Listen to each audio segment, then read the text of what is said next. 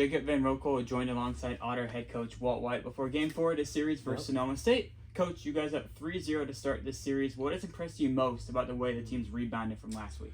Yeah, I mean, I just think that we stay together, right? And I think we didn't really talk too much about how last weekend felt. I think that we have a confident team. You know, I think the idea is we talk about believing in our abilities and our skill set rather than any stats or numbers. And we also have a veteran group that's been around a long time and understand that it's not always about one series. It's about the long haul. And, you know, we talk a lot about attitude and the way we treat each other and the way we view the game and have the perspective on who we are. And I think the idea is we're just going to keep showing up every day and play our best baseball and see where we end up. But, you know, playing at home, you know, it's nice to have some good home cooking, right? Yes, exactly. And obviously Shepard and Javi yesterday had pretty good days, so let's see if we can do it again. Well, you bring up Javi.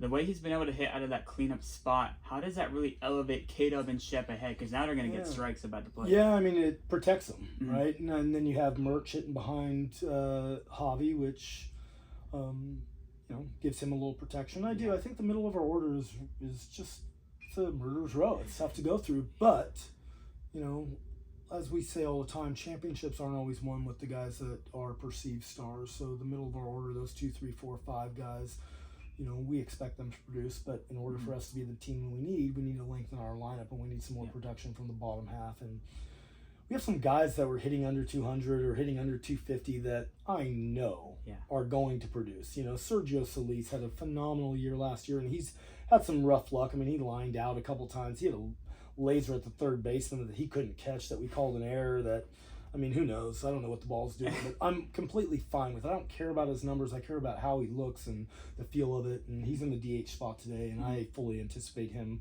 to really start putting up some numbers. So.